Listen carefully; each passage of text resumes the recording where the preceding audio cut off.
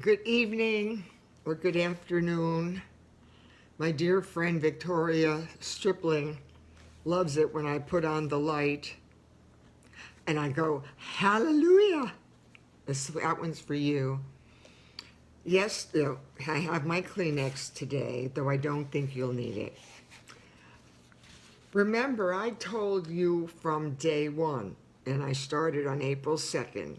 I told you I have now gone back and written the dates, what the chapter was, everything. You're in order. I'm in order. But I told you from the beginning that mine is a love story. A tragic, over-the-top, chaotic, tumultuous roller coaster love story. It's not Cinderella. It's not Prince Charming met Cinderella. It's not. Life is full of tragedies, even in the best of love stories. Okay? Shakespeare said, better to have loved and lost than never to have loved at all. I'm glad he's dead, because I would certainly love to have a conversation with him and tell him, you don't know what you're talking about. Love hurts. But I'm here to tell you I'm okay. Well, yesterday was a tearjerker. Another wonderful lady. And you can read all the comments on all my Facebook pages. I ask for comments. But she said her keyboard was drenched after Yay! Good. There's going to be laughter. There's times here in this that you see again. Those of you who have gotten out too soon, you don't know what's going on in the next few chapters. There's laughter through the tears. There's a lot more serious stuff. But there's a lot of good stuff because you're still looking at a lady that doesn't have any regrets. Okay? But yesterday was rough. Even my dear friend Lucy, she said, I'm so sorry you had to go through this alone. I said, honey, I'm not alone. I said, I've got Jeffrey Spirit sitting right next to me. And I said, I've got friends, great friends, and I've got God. I'm not alone. So, for those of you who are able to stay with me and trust me that there'll be some more good, there'll be some more not so good. But ultimately, it's a love story. That's why it's called, I guess, Committed to Love. We don't make this stuff up. Just to also take you back, as I said, we're in chapter 13 now. And it says, who will take care of me? I know that there is not a husband or a wife, or a mother or a father, or there is not a situation in your life that at some point, if you're faced with losing someone you love and you know that person you were dependent on for so much, you're going to ask that. I don't care if you've got $100 or $100 million. It's an emotional thing. It's not who will take care of me. Yes, some of it was financial, but so much of it was emotional. So much of it was physical. So much was just having my best friend there. I didn't like my husband, but I adored my best friend. Get that through your heads now. I think most marriages are not based always on the right stuff after a few years. But friendships will endure forever because it's communication. And Jeff and I had that. Though I'm going to rip a little bit of your guts out for those of you who just tuned in, and you may have missed the last reading, chapter 13, I am going to read the big part that messed so much of you up. It messed me up, and I'm okay today. I've got the spare part there, the Kleenex. Then we're going to go into a lot of the past history with Jeff and myself, and a lot of the good stuff and why we became best friends. And that's why this book is back and forth, because it'll take you to where it's final, then it'll take you back to the memories, and then it'll take you to where it's, hospice, and then it'll take you back to how we met. So I'm going to, though, I still have to do this one thing. I want to just let you know why I said, who will take care of me? I wasn't talking about my parents. We had no children. He was my rock. So it was the first time I'd ever asked him that question. If you want to get your tissues out, fine, but I think you'll be okay, because then I'm going to lighten the whole thing up a lot. All right, we're talking about August 1994, 3 weeks before he's going to pass. It's crunch time, at the 11th hour. I was sitting on the side of the bed, resting my head on his frail and tired body. I took his beautiful hands, he had beautiful hands, in mine and said, quote, "Jeff, who will take care of me?" End quote. This time you knew from the tone of my voice that I desperately needed your support and reassurance. Though he could barely speak, and his brown eyes were intensely focused on mine, he took a deep breath and very slowly said, quote, "B," that was my nickname for me, "B, you'll be fine. You'll take care of yourself. You'll have friends, and you'll live your life the way you always have. You are a strong, confident, beautiful woman who can do anything she sets her mind to. I'll always take care of you, and I'll always be with you. It just won't be the way it is now," end quote. I did collapse emotionally, crying hysterically out of control on his chest. I did want to die along with him, and I asked God many times, why not me? I was the one who was really a mean, nasty, horrible person. He was kind and gentle and sweet, and he was wonderful. I was the one that had a lot of the problems. I could not think of my life without him. He held me so close, continuing to reassure me that I would be all right. Your belief and faith in me was overwhelming and overpowering. I fell asleep on your body and awoke to the phone announcing that our hospice aide was here for the night. I went into the other room and tried to sleep, but my mind continued to race with unanswerable questions about an uncertain and frightening future. Your words played over and over again in my mind, but your assurances could not lessen my fears. Now we're going to lighten it up. You'll get to know now about our relationship. From the time we met in 5th grade, and I want to say thank you all for your support. Oh my gosh, I keep thinking there's only 4 people on, and the next thing there's 10, and then I look, I look an hour later, there's 12, and then I look I wake up all the time just looking, and more are coming on, and more names I don't know, and more faces I don't know, and more bios I don't know. So I really appreciate that you are either sharing it or you are sharing it. Here we go. From the time we met in 5th grade, we immediately became best friends.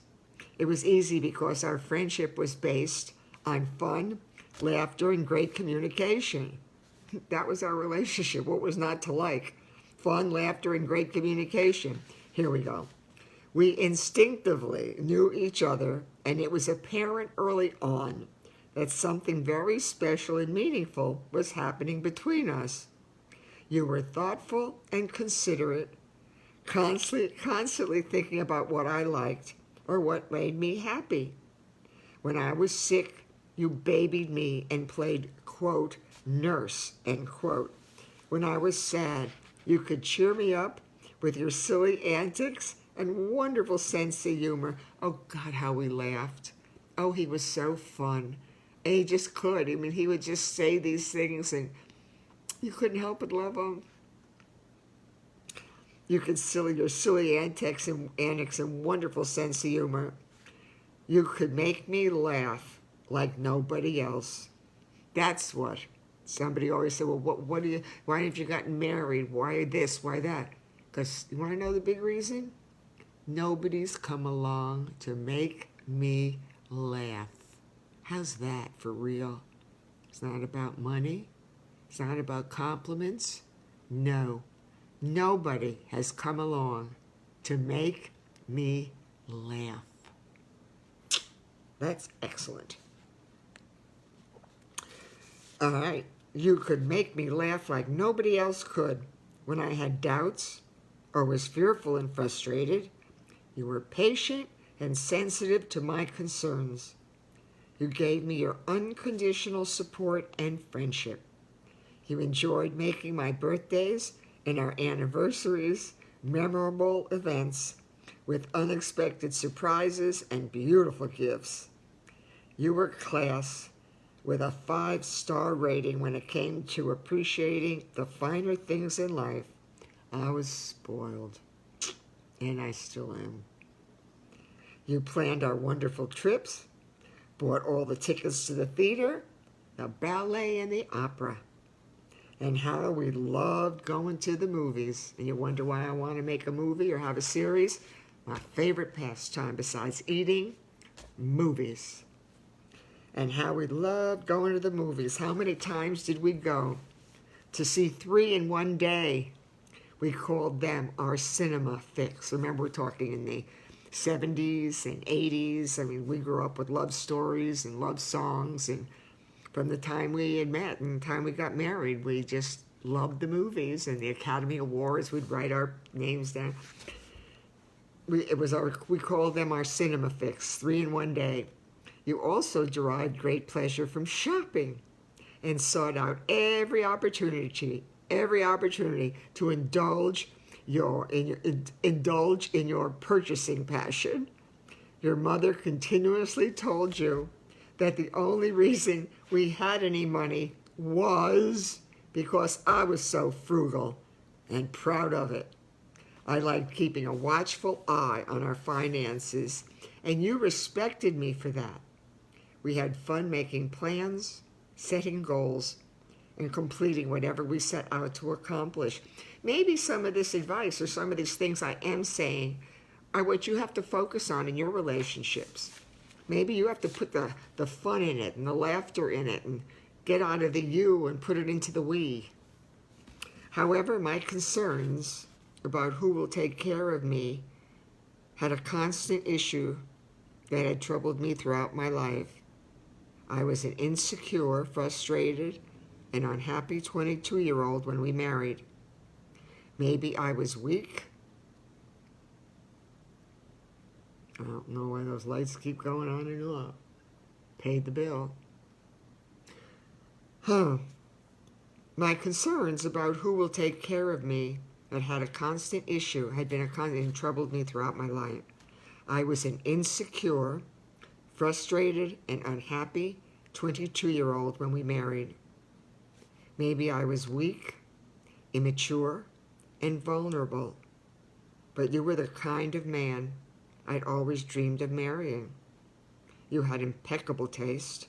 You were charming, handsome, and intelligent. You would have been successful in anything you ever wanted to do. You were a wonderful, devoted son, a trusted friend, and a caring, sensitive person. You made me feel safe, secure, and confident in myself. Very important. You were proud of the things I did, and you loved my intensity, passion, and the power of my convictions. He loved all the stuff that most people didn't like about me. Even in grammar school and high school, the things that most people did not like about me, and they told me at reunions later on, he loved. The more outrageous I was, or the crazier, or the more intense, or the more he loved me. You were proud of the things I did, and you loved my intensity, passion, and the power of my convictions. You cared about the person I was and who I wanted to be. You were my rock emotionally, spiritually, and mentally. You gave me honest opinions, sound advice, and guidance. You had a way of putting everything in order. These marvelous qualities were just a few of the many reasons I loved you and continued to stay married to you. Money was also an important issue to me, and I knew you would provide the financial security I wanted. If you were able to give me the things that mattered the most to me, why shouldn't I benefit from this opportunity? Yeah, I did grow up wanting to have the life I knew that Dr. Jeffrey A. Mintz could provide, and I wanted it. And he knew, and he knew me very well. He knew that I wouldn't remarry. I mean, everybody who almost knew me then knew she'll never remarry. And why shouldn't I have pursued and stayed with him to get all the things, not just the fun, the enjoyment, the first class, everything, but the financial security? There are many, many marriages out there that are strictly together for the financial reasons, and there's not any fun in them either. They're just strictly so you don't have to pay taxes. So, was I a naive young girl who thought she was in love? Or was I really an insecure, independent woman? Did I stay with you for the right reasons? Or was I lying and deceiving myself? Did I give in to your interests and bisexual lifestyle because I was afraid to get divorced and go out into the world alone? So remember, I'm talking about 1992, 93, 94. I'm not who I am today. 30 years later, I'm not. Well, a little bit. There I am. Here we go. Where am I? This is such a good chapter for me because it reinforces everything, and maybe it's helping some of you understand that, when you have a great relationship, you're going to have kinks, but God, it's worth working on it. Did I give in to your interest in bisexual lifestyle because I was afraid to get divorced and go out into the world alone? Was it easier to compromise myself for the good life that you could provide? Was I the perfect partner for someone like you because I didn't want to be on my own and was afraid about the things in my life? Through my writing, and after much self-analysis,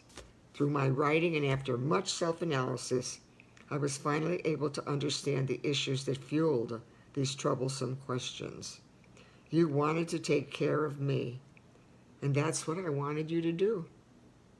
We accepted our codependency upon each other, made our own decisions, and we chose to take care of each other. Our relationship worked because we both knew what we were doing. And even when we didn't know what we were doing, we did know what we were doing. We understood our motives and the reasons why we were staying together. We balanced each other perfectly. And together, we were a powerful team. However, over the years, I was developing an unhealthy, negative pattern of behavior, and my dependency upon you was becoming like an addiction. Hear that one again. I never remember that. Boy, am I learning something about me. My insecurity, here we go. However, over the years, I was developing an unhealthy negative pattern of behavior, and my dependency upon you was becoming like an addiction. My insecurity became a trend that continued to be one of the most dominant factors influencing our marriage. I know now that I would never have had the strength and courage to walk away from you or our marriage. I needed to stay married to you, no matter what was the price. And I told you also that when I first heard about AIDS in 1981, God spoke to me very clearly as I was throwing up everything but the kitchen sink in the bathroom, everything. He said to stay. He said, love this man more now than you ever have, because he'll be needing you one day more than he ever had. God spoke to me clearly, and I knew, my fate was sealed, and so was Jeff's, but we went along for a long time. We became dependent upon one another as we continued to build our life together.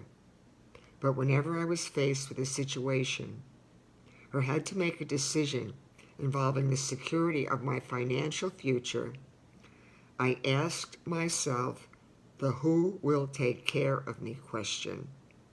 When you wanted to go to school in Gainesville, I immediately said, quotation mark, when do we move, end quote. And why wouldn't I feel this way? In 3 years, you would graduate and become a doctor.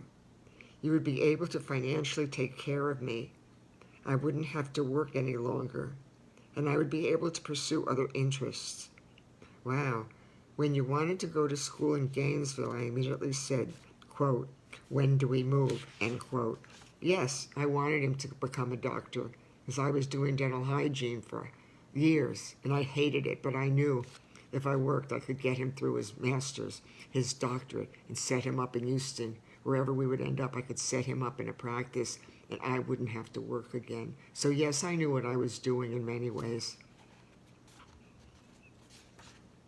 He would be able to financially take care of me. I wouldn't have to work any longer, and I would be able to pursue other interests. After I moved to Houston, we established your private practice, and you were finally in a position to give me all the things I ever dreamed of. I had the freedom and the time to enjoy my new life, and the money to do whatever I wanted. Our final move to Boca Raton, that was in 1985, was the culmination of 16 years of hard work and teamwork. I admit honestly and openly that you spoiled me, took exceptional care of me, and would have done anything you could to make me happy. You would never stop taking care of me because you always had. Well, some of you might get a little teary-eyed. I got to do a little more. Oh, I'm good. One more. All right, and I'm writing again. Remember, I'm writing in my tear-stained, the 15 journals. Right. Tonight, meaning then, August 1st, 1994, tonight I am not the insecure girl you married who was caught up in the illusion of a comfortable lifestyle.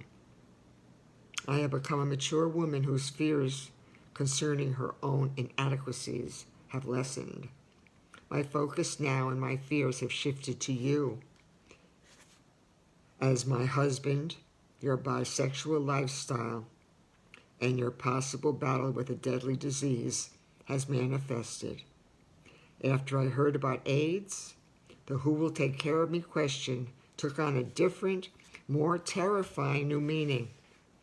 And when you eventually became ill, again my question did not change, but the horrifying answer did. Now your impending death has me paralyzed in terror. I fear as a loving, devoted wife who is going to lose her husband, and as your longtime companion and loyal friend, I am afraid as I watch my life partner of 25 years pass. The who will take care of me question is the same, but the answers and the reasons for them have changed.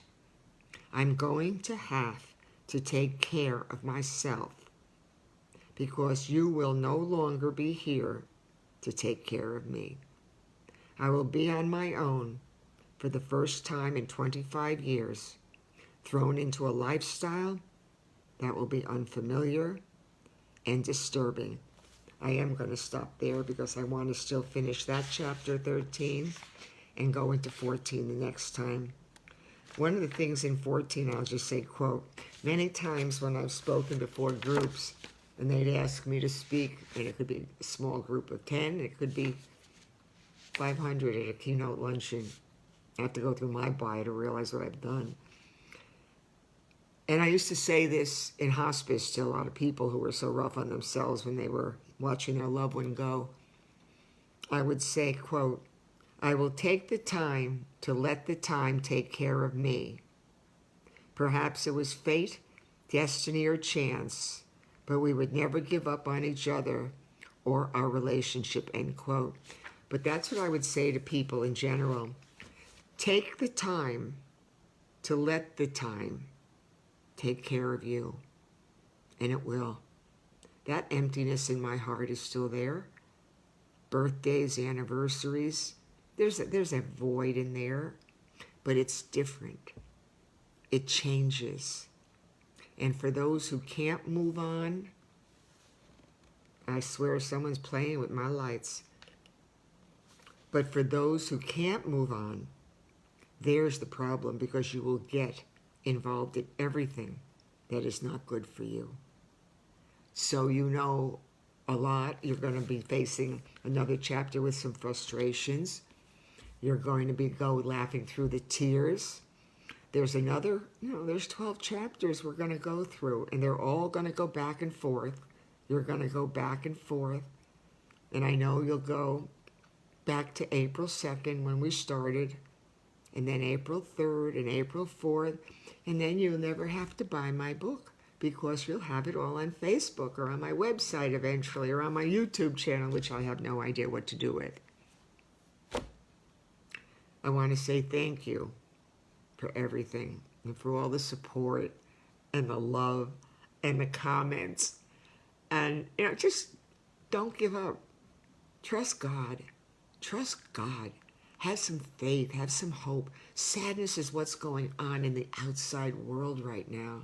Sadness is people bickering and families divided over politics. And there's so much sadness and disruption.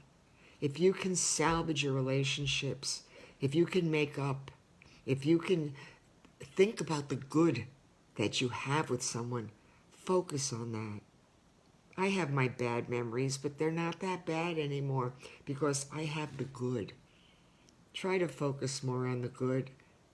I know there was something else I wanted to share with you, and I'm forgetting about it right now, but I will just say that I've learned a lot about me and this who will take care of me. I'm grateful that Jeffrey knew me so well that he knew I wouldn't remarry for money. I worked since I was 11 years old. I've been working my whole life, so I certainly wasn't afraid of work. I just didn't want to clean teeth. But work didn't bother me, and I had several little jobs after he passed, because I was so organized. People wanted me to organize their homes. They wanted me to drive them to the doctor, and making money's easy. There's so much money out there. Making money's easy. What's most important? What brings you happiness? What makes life joyous and fun for you? Find what you're good at and stick to it. That's what it's about. I'm good at writing. So I've written for many, many years over different things and topics and fitness and health and nutrition. Find out in time what you're really good at and what makes you happy. Writing made me happy. Speaking makes me happy. Talking into my telephone now. It's not even a telephone. Talking into my iPhone makes me happy because I'm good at this. I'm good at speaking to one of you or two of you or maybe a whole bunch of you. But it's the gift from God He gave me to write and to speak. And I give Him all the honor and the glory. So I want to say shalom. This has become a habit. I feel like every night I'm giving myself a Botox treatment. I want to say shalom, hello, and shalom, goodbye, and shalom, peace. And I say to all my Christian brothers and sisters, believe. Don't just give lip service to God, lip service to God, really from your heart. People say He wants to hear your voice. It's good. He also knows your heart. This, to me, is what's gotten me through my heart. So, be kind, be a little more patient, and call someone and tell them you love them while you can. Cherish your friends, even if they give you a hard time like a couple of mine do. Ooh, they're rough on me, but I'm rough on them too, and that's okay because we're learning about each other, and I wouldn't give them up for anything. God bless all of you. Did good. Gonna finish up, and I know I'll see some of you tomorrow night.